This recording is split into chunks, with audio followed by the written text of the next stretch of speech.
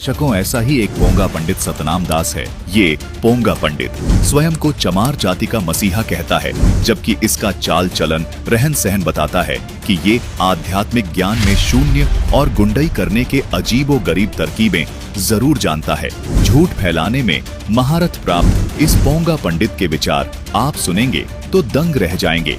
दर्शकों, जिस व्यक्ति की मानसिक हालत ठीक न हो, इसके हाव भाव से ही लग रहा है कि चमार जाति के लोगों को सिर्फ भड़काकर उनको नरक में धकेलने के लिए इसने कसम खा रखी है, वरना कोई व्यक्ति इतनी झूठ कैसे बोल सकता है।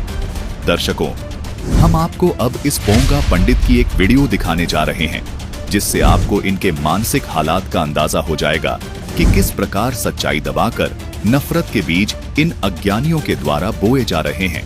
पहले देखिए इस अज्ञानी व्यक्ति की ये वीडियो।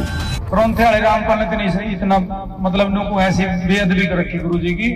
नुको एक रविदास था चमार, और बोले उसकी चेल्ली बन गई थी एक रानी की, नाम भी नहीं बताया कौन है, उसमें सुन के देखियो तो चेल्ली बन गई थी एक रानी, तो कुछ तकलीफ सीरिया करी थी, बोले वो चली गई उसकी शरण में, बोले ठीक होगी वाह, और उस आराम से लेके गुरु मान लिया, श्रद्धा होगी तो उसने फिर वो अपने ओढ़ बुला लिया, मैं भंडारा करूंगी, और नुको ओढ़ नहीं 700 बामण भी जमाने थे रानी ने, और गुरु जी भी बुला लिए, और नुका फिर गुरु जी खातर आसन ला दिया रानी ने, और वो आसन ला गया देख के पंडित कहने लगे, नुका रानी साहब हम चल रुके, बोले क्यों, बोले जी तुमने चमार बैठा रखा, हम इसी तो रोटी खावांगे, सुनी कौन कह रहा है रामपाल कौन ख्याल नुका है, रानी ने जीव कहा नहीं, अगर भाई नूर नु बात है पकड़ी महाराज, जब रानी ने यह बात कही नहीं भाई ये नूर नु कह रहे, महाराज के बोलिया फिर पंडितों में अपनी औकात भूल गया कि मैं चमार हूं, अरे मैं तो गलती कर दी, मैंने कह रहे अरे मेरा तो स्थान हो रहा है जगह थारे जुत्ते लिख रहे, मैंने मेरी औकात को नहीं थी, मतलब ये वर्डिंग यूज है उसमें। गुरु रविदास महाराज के शब्द बता रहा हो, ये ऐसी बोल रामपाल को मैं अपनी औकात भूल गया था जी, यानी कि गुरु रविदास महाराज को की औकात बताई जा रही है, जो शिरोमणि हुए हैं, जिस संता के संत हुए हैं, जो साहिब कबीर महाराज के गुरु हुए हैं, जो गुरु नानक देव जी के गुरु हुए हैं, शिरोमणि सतगुरु रविदास जी महाराज की, जो रामानंद को खुद ज्ञान करवाने वाले हैं, उनकी औकात की बात करी जा रही है उन चैनलों पे, और मारे वाले वहां जाके उनको पूर्ण परमात्मा मिल गया। कौन भाई रामपाल, और महारविदास को मैंने वैसे ही पूछ लिया महारविदास कौन है, वो तो जी एक भगत है कसम ले हमारे वाली भी मूवी अलग सा बना तो भगत है जी, और कैसा हो। इस अधर्मी व्यक्ति ने संत रामपाल जी महाराज के एक सत्संग प्रवचन पर टिप्पणी करते हुए कहा है कि संत रामपाल जी महाराज संत रविदास जी का अपमान करते हैं। दर्शकों, कितनी हैरानी की बात है, अगर आज डिजिटल जमाना न होता और इन अज्ञानियों की ये वीडियो रिकॉर्ड न होती, तो ये समाज को कभी समझने ही नहीं देते कि क्या सही है और क्या गलत। दर्शकों, अब आपको संत रामपाल जी महाराज का वो सत्संग भी दिखाते हैं, जिसको लेकर इस झूठे व्यक्ति ने ये टिप्पणी की है, ताकि आप समझ सकें कि संत रामपाल जी महाराज संत रविदास जी जैसे महापुरुष का अपमान कर रहे हैं या उनकी महिमा सुना रहे हैं। दर्शकों, संत रामपाल जी महाराज जी ने अपने सत्संग प्रवचन में अपनी ओर से कुछ नहीं कहा है। संत रविदास जी ने जो कहा था वही संत रामपाल जी महाराज जी ने बताया है। दर्शकों, पहले संत रविदास जी की वो वाणी देखते हैं, जिसमें स्वयं रविदास जी ये स्वीकार कर रहे हैं, जिसको संत रामपाल जी महाराज ने बहुत ही सभ्यता से समाज के सामने रखा है। आइए सुनते हैं संत रविदास जी की वो वाणी, जो प्रमाणित ग्रंथ गुरु ग्रंथ साहब के पेज 1293 पर अंकित है। नागर जना मेरी जात बिख्यात चमारंग, हृदय राम गोविंद गुणसारंग, रहाओ जाके कुटुंब के टेढ़ सब टोर टोबंत फिर हैं, अजहू बनारसी आस पासा, आचार सहत विपर कर हैं डंडौत, तिन तने रविदास दासान दासा। दर्शकों, आगे आपको संत रामपाल जी महाराज जी का वो सत्संग भी सुनाएंगे, जिसको लेकर इस अज्ञानी सतनाम दास ने ऐतराज जताया है। लेकिन उससे पहले आपको इस घटना के बारे में संक्षिप्त में परिचित करवा देते हैं। दर्शकों, ये वाकया कुछ इस प्रकार है। एक रानी ने संत रविदास जी को अपना गुरु बना लिया था। एक दिन रानी ने अपने घर भंडारे का आयोजन किया उस भंडारे में रानी ने अपने गुरु संत रविदास जी को भी आमंत्रित किया।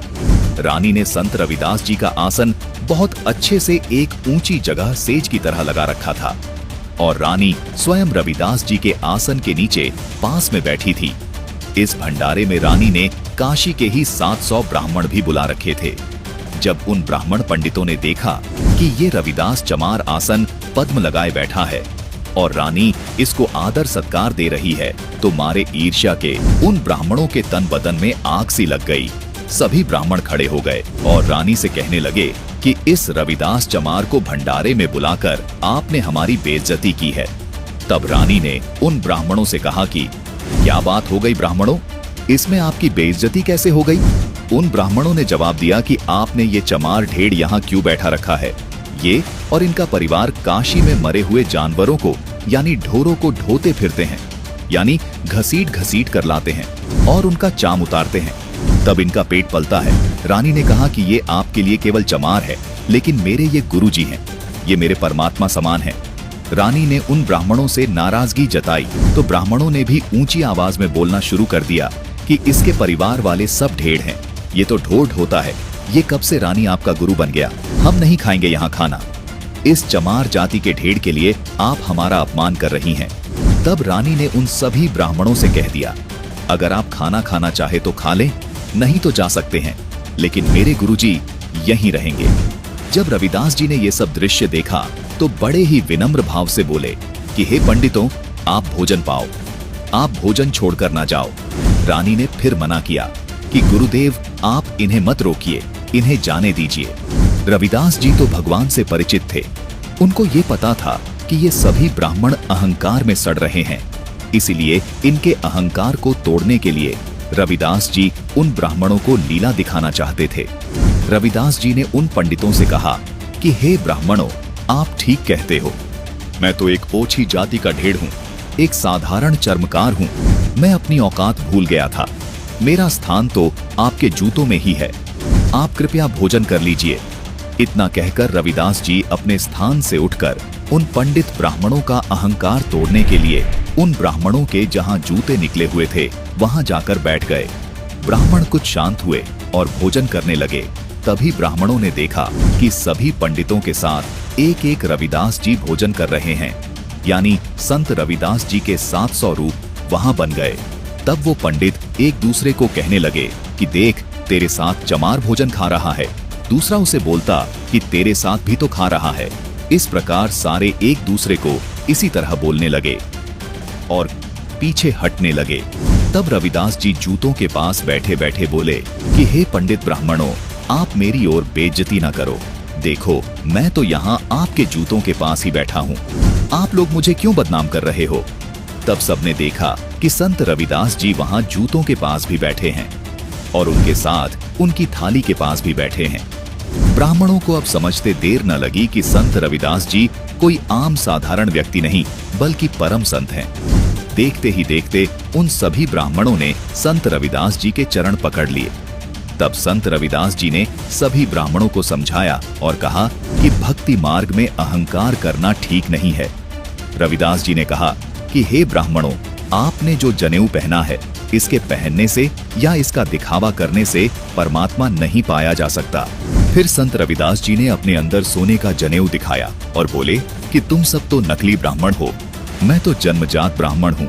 यानी उनका कहना था कि अगर केवल जनेऊ पहनने से ब्राह्मण बनता है तो मेरे अंदर तो जन्मजात जनेऊ है। फिर उन सभी 700 ब्राह्मणों ने संत रविदास जी के चरण पकड़ लिए, अर्थात सभी ने संत रविदास जी को दंडवत प्रणाम किया। तब रविदास जी ने वाणी बोली थी, सुनिए। नागर जना मेरी जात बिख्यात चमारंग, हृदय राम गोबिंद गुणसारंग, रहाओ जाके कुटुंब के टेढ़ सब ढोर टोभंत फिर हैं, अजहू बनारसी आस बासा, आचार सहत विपर कर हैं डंडौत, तिन तने रविदास दासान दासा। दर्शकों, संत रविदास जी ने अपनी इस वाणी में स्पष्ट कर दिया कि 700 ब्राह्मण मुझे रानी के पास बैठा देख के कह रहे थे कि ये जाति का ढेड़ यानी चमार है, पशुओं के चाम को ढोने वाला आज रानी का गुरु बन गया है, हम यहाँ खाना नहीं खाएंगे। और फिर बाद में जब सभी ब्राह्मणों ने संत रविदास जी के चमत्कार को देखा तो सभी 700 ब्राह्मणों ने संत रविदास जी को दंडवत प्रणाम किया। दर्शकों, जैसा कि हमने आपको पहले भी बताया है कि संत रामपाल जी महाराज कोई भी बात बिना प्रमाण के नहीं बोलते, इसीलिए संत रविदास जी की इन वाणियों से स्पष्ट हो गया कि जो प्रसंग संत रामपाल जी महाराज जी ने संत रविदास जी के बारे में सुनाया वो बिल्कुल शब्दाशब्द सच है। संत रविदास जी ने अपनी इस वाणी में कहा है कि ये पंडित जो मुझे ढेड़ कह रहे थे, चमार कह रहे थे, ये पंडित मुझे कह रहे थे कि हे रविदास चमार, तू तो काशी में मरे हुए पशुओं को ढोता फिरता है, ढेड़ है, तू यहाँ हम ब्राह्मणों के बीच कैसे बैठ गया? और मैं रविदास उन ब्राह्मणों के सामने विनम्रता पूर्वक कह रहा था कि हे ब्राह्मणों, मैं अपनी औकात भूल गया, मेरा स्थान तो वहीं आपके जूतों के पास है, मैं आपके जूतों के पास ही बैठ जाता हूँ। लेकिन जब उन ब्राह्मणों ने संत रविदास जी का चमत्कार देख लिया, उसके बाद रविदास जी कह रहे हैं, अब ये ब्राह्मण मुझे शिष्टाचार के साथ जैसे गुरु को उसका शिष्य प्रणाम करता है, वैसे ही ये सारे 700 ब्राह्मण मुझे दंडवत प्रणाम कर रहे हैं। आइए अब आपको संत रामपाल जी महाराज जी का वो सत्संग भी दिखाते हैं। इससे आप इस पोंगा पंडित के IQ लेवल को भी माप पाएंगे। आप संत रामपाल जी महाराज का जब ये सत्संग सुनेंगे तो विचार करेंगे कि संत रामपाल जी महाराज जी ने तो संत रविदास जी के विरोध में एक शब्द भी नहीं बोला है, बल्कि संत रामपाल जी महाराज जी ने तो इस पूरे प्रकरण को और भी सुंदर और सरल तरीके से बताया है। सुनिए संत रामपाल जी महाराज के संत रविदास जी के बारे में ये सत्संग प्रवचन। एक समय एक रानी थी, भक्त संत रविदास जी की शिष्या होगी वो। अब जब तक वो संत रविदास जी कबीर परमात्मा के सर में नहीं आया था, यानी रहते थे साथ ही साथ वो, लेकिन परमात्मा ने भी उनको शरण में लिया नहीं था, क्योंकि रामानंद जी से उनको दीक्षा दिलाई थी। एक ब्राह्मण था और वो रविदास जी के पास गया और कहने लगा, रविदास जी चल गंगा में नहा के आते हैं। तो रविदास जी कहने लगे, भाई, क्योंकि रामानंद जी को परमात्मा कबीर जी ने ये ज्ञान दे दिया था, तो रामानंद जी ने रविदास जी को वो ज्ञान जचा रखा था। तो रविदास जी कहने लगे, भाई हमारी गंगा तो हमारा यहीं पर है, सिमरन है, और हम गंगा में नहीं जाते। काफी उसने कहा, नहीं मान्य रविदास जी। तो रविदास जी कहने लगे, भाई एक काम करिए। तो ब्राह्मण कहने लगा कि भगत जी कुछ गंगा में कोई पैसे डालने हो दान पुण्य करने खातिर दे दे, मैं डाल दूंगा। उसने नहीं सोचा था ये 2-4 रुपये दे देगा, कुछ मंगा लिए, कह देगा डाला गंगा में। तो रविदास जी बोले, भाई एक काम करिए, ये ले जा मेरा 1 रुपया, और गंगा जी हाथ काट के जो रुपया ले वह न्यू हाथ में पकड़े तो दे आइए, ना वापस ले आइए। अब उसने सोचा कौन देखेगा, उड़ा मैं अपनी जेब में डालूंगा और कह दूंगा दे दिया, मैंने वो हाथ में पकड़ा था उसने। अब उसने जाकर एक बार तेने बोल दिया, हे गंगा मैया, भगत रविदास ने आपके लिए 1 रुपया भेजा है, न्यू क्या है हाथ में ग्रहण करे। एकदम हाथ निकला बाहर और ले लिया। दूसरे हाथ में क्या निकला, एक सोने का सुंदर कंगन, वो पंडित जी को दे दिया, और गंगा ने कहा ये उस परम संत को दे देना, सोने का कंगन। अब पंडित जी का गया बेईमाना, अगर भाई के बेरा फटेगा, रविदास जी ने ठगा ला जेब भीतरली में, और उसने आके राजा को दे दिया। अच्छे पीछे मिलेंगे। राजा ने अपनी रानी को दे दिया। रानी कहने लगी, इस आते एक और चाहिए, ये तो जोड़ा होता है। उसके कुछ पैसे दे दिए, जैसे भी 20, 30, 50 रुपये थे उस कंगन के, पहले महंगे सस्ते होते थे भाव। अब राजा नवबामण फिर बुलाया, पंडित जी बात सुन, एक और लिया, नित्रा बकल तारांगे जा नहीं ले आता। क्यों? उसा कंगन उसने सारा पटक सर पटक लिया, कितना नहीं पाया। वो जब दुखी हो लिया, अकीब जान बच्चा नहीं, रविदास जी के पास चले, शायद वो फिर 1 रुपया दे दे, मैं गंगा में दे आऊं और फिर वहां से मिलेगा मुझे। तो फिर रविदास जी के पास गया पंडित जी, कहने लगे भगत जी आज तेरे हाथ में मेरे परिवार की जान है। राजा ने जब वो 1-2 बार नकारा कर दिया जी और तो ना पाता, ने बोला रानी का आदेश है या तो लिया, नहीं तेरे पूरे परिवार ने कोल्लू में पीड़ाएंगे। पहले ऐसे जुबान पर कानून होता था राजाओं का। अब वो घना डर गया, फिर आखिर में आया गुरु रविदास जी के चरणों में पड़ गया, रोए पड़ा। रविदास जी कहने लगे क्या हो गया, क्या हो गया ऋषि जी, क्या बात है, क्यों रो रहे हो? ने बोला जी जान बचा दो, आज आपके हाथ में मेरे परिवार का जीवन है। रविदास जी बोले भाई कहानी बता क्या है? ने बोला जी आपने जो वो रुपया दिया था वो मेरी जान का झाड़ हो गया। रविदास जी बोले भाई कारण बता। मेरा रुपये का कह रहा है, पहले तू ये बता वो रुपया मैया ने लिया कि नहीं तेरी ने बोला जी मैया ने लिया, एक हाथ से रुपया पकड़ लिया, दूसरे हाथ से कंगन दे दिया सोने का। मेरे को आ गया लालच, मैंने दे दिया राजा को, उसने मेरे 150 रुपये दे दिए उसके, यानी उसमें 100 रुपये तो आजकल लाख रुपये के बराबर थे। अब उसने रानी को दे दिया, रानी ने जिद कर दी कि एक और चाहिए तो जोड़ा होया करे। अब वो दूसरा मैं सारा सर पटक लिया, मुझे मिल नहीं रहा, राजा का आदेश से जो दूसरा नहीं लेकर आया था मेरे पूरे परिवार को खत्म करेगा।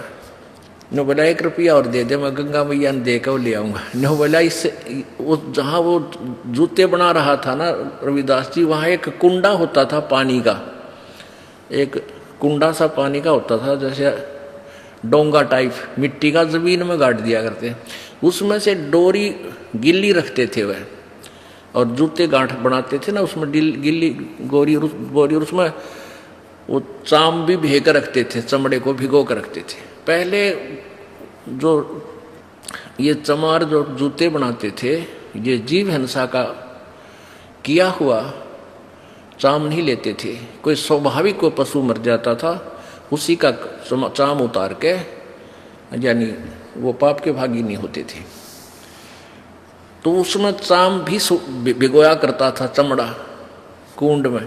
तो रविदास जी बोले इस कुंड में हाथ दे कर काट ले जितने कंगन चाहिए। अब पंडित जी पहले तो दूर बैठा था, एक लत कपड़े से बोझ के, और मरता क्या नहीं करता, वो हाथ दे दिए उसमें, वो चाम के पानी में हाथ मारा तो उसके अंदर से 3-4 कंगन आए, एक जैसे, वो बिल्कुल डिटो कॉपी। अब रविदास जी बोला बाकी यहीं डाल दिया ना और सामत आ जाएगी तेरी, एक ले जा अपना। अब उसने तो कलजा पाटन हो रहा था, वो तो लेकर चला गया। अब वो रानी ने पूछा भाई तू लाया कितने पल दनाटे था, सच्ची बता, उन्होंने सारी कहानी बता दी। तो वो रानी इतनी प्रभावित हुई ऋषि जी तय उससे, रविदास जी से, उन्होंने रानी ने उसको गुरु बना लिया रविदास जी को। और एक दिन फिर धर्म भंडारा किया, एक भोज देना चाहा उसने, कोई लड़के की पार्टी पूर्टी करके जन्मदिन वगैरह का। उसमें 700 तो ब्राह्मण आ रहे, ब्राह्मण पंडित जी, और उधर से गुरु जी को भी आमंत्रित करना जरूरी था कि गुरु के बिना कोई अनुष्ठान नहीं करना चाहिए। रविदास जी को बुला रखा। रविदास जी को रानी ने आदर सत्कार से अलग से एक सुंदर आसन बिछा कर उसको ऊपर विराजमान कर रखे। उधर से ब्राह्मणों को न्योता दे दिया, सामने ब्राह्मण 700 ब्राह्मण आके और पंक्ति बनाकर भोजन के लिए पोजीशन पकड़ गए, और उधर से भोजन परोस दिया, सामने भोजन परोस दिया। जब तक भोजन नहीं आता ना, इतना नीत रहा केला होंगे, जलेबी आओगी, लड्डू आओगी, वो ध्यान नहीं रहता कौन कित बैठा है। जब पूरी थाली भर ली, जब देखा उन्हें इधर उधर करके, उन्हें देखा रहा यू चमार बैठा है यहाँ पर, सारे खड़े हो ले। न बोले रानी तने हमारी बेइज्जती कर दी है, हम भोजन नहीं करेंगे। अब ये चमार यहाँ बैठा रखा है, तने तो हमारा दीन भ्रष्ट कर दिया, हम ब्राह्मण हैं। अब रानी कहने लगी ब्राह्मणों रोटी खानी है तो खा लो ना, मेरे गुरुजी तो यहीं बैठेंगे, ये नहीं उठेंगे यहाँ से। अब रविदास जी कहने लगे रानी बात सुन बेटी, आय अतिथि का अनादर नहीं करते, पाप लग गया करे। रविदास जी खड़े हो गए, और कहने लगे, विप्रो मैं अपनी औकात भूल गया था, मेरा स्थान तो आपके जूतों में है, मैं वहां बैठता हूं जाके, आप भोजन पाओ, रुष्ट ना हो, इस बच्ची को दोष लग जाएगा। अब रानी मना करती है और गुरु जी रविदास जी कहने लगे, बेटी गुरु का आदेश पालन होता है, आप मत बोलो। और वहां जाकर बैठ गए जहां उन्होंने जूते निकाल रखे थे। रविदास जी वहां बैठ गए, अपना भोजन कर रहे हैं। अब वो पंडे लागे छक्कन पे रोटी फटाफट। अब प्रत्येक पंडित के साथ में एक रविदास भोजन खा रहा है। 700 पंडित और 700 रविदास जी रूप बन गए और उनके साथ में रोटी खावे। वो सामने वाला पंडित कहता है, अरे तेरे साथ ये चमार रोटी खा रहा है। रविदास कहता, तेरे साथ भी तो खा रहा है। वो कहता, तेरे साथ भी तो खा रहा है। अब सारे कूद कूद पड़े। रविदास जी कहते हैं, ए ब्राह्मणों, मेरी और इंसल्ट मत करो, मैं तो देखो यहाँ बैठा हूँ, मुझे बदनाम मत करो। वहां देखा सचमुच वहां भी बैठा और 700 रूप में उनके साथ खड़े।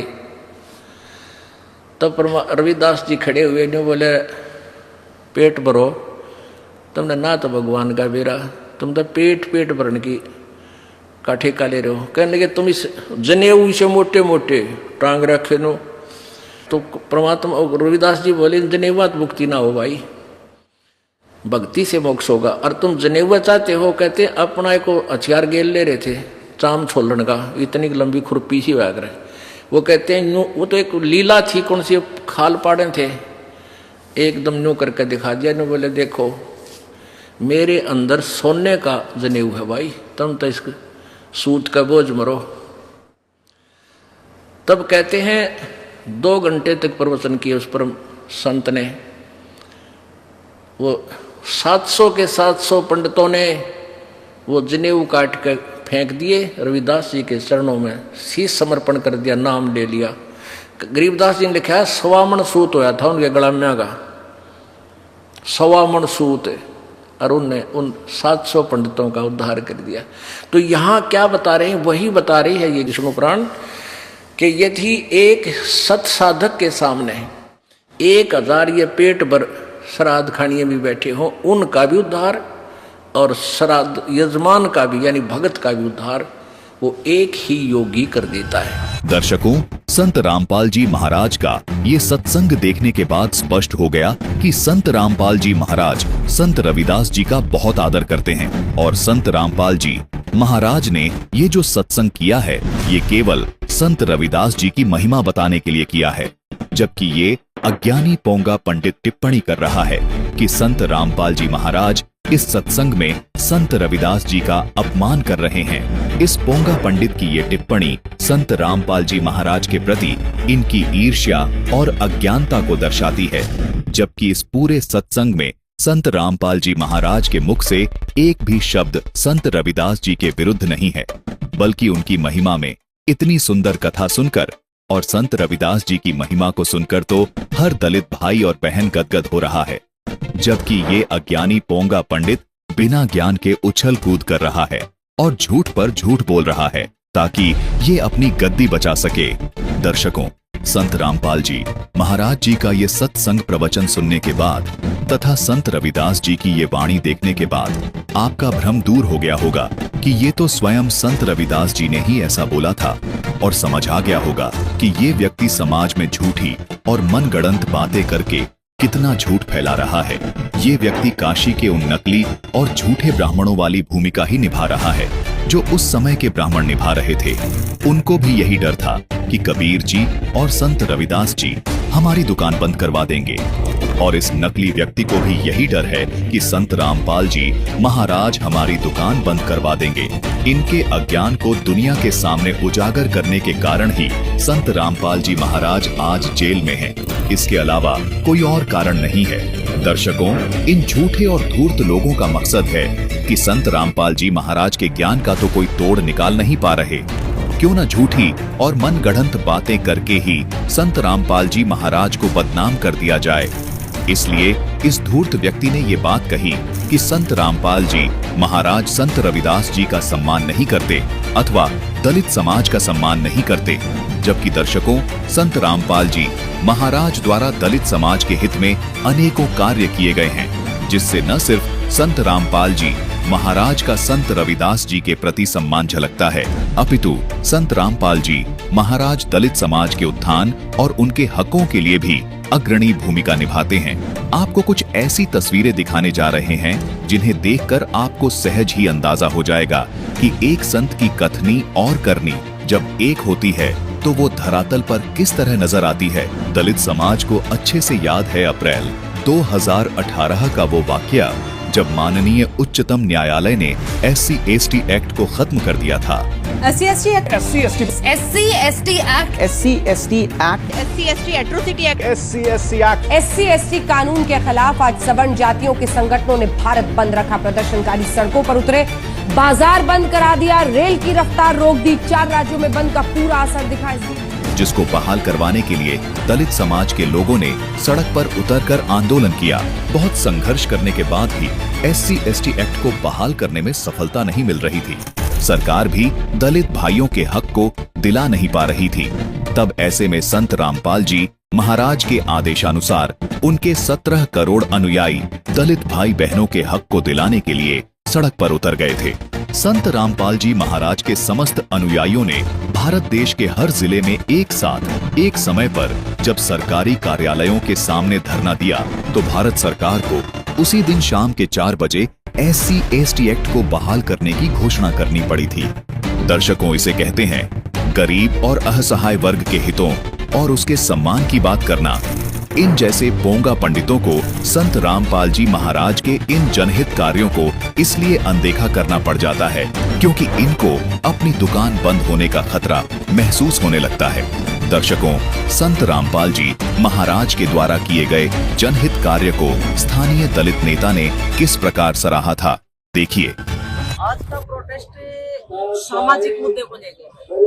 आपको पता होगा कि पिछले दिनों माननीय सुप्रीम कोर्ट ने इस देश में बसने वाली 1/4 भाग जो जनता है उसका जो एक्ट है SC/ST एक्ट, उसको कमजोर किया था सुप्रीम कोर्ट के द्वारा और उसके ऊपर 2 अप्रैल का बंद भी किया गया था।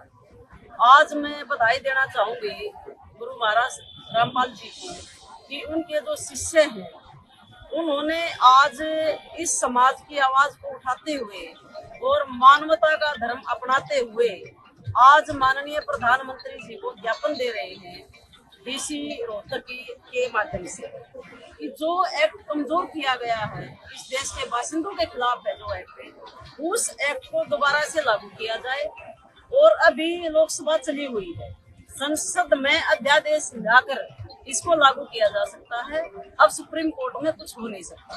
इसी मुद्दे को लेके आज गुरु महाराज रामपाल जी के शिष्यों ने ये प्रोटेस्ट किया है और इसमें मैं शामिल होने के लिए आई हूँ और मैं इन सभी शिष्यों को बधाई भी देती हूँ और विश्वास भी दिलाती हूँ कि पूरे हरियाणा ही नहीं पूरे देश में हम आपके साथ तन मन धन से खड़े होकर आपके साथ मानवता की लड़ाई करेंगे। संत रामपाल जी महाराज का कहना है SC/ST समाज को बचाओ। दर्शकों, इस प्रकार की तस्वीरें ये दर्शाती हैं कि संत रामपाल जी महाराज ही एकमात्र ऐसे संत हैं जो शुद्ध रूप से जनहित के कल्याण के लिए कार्य करते हैं।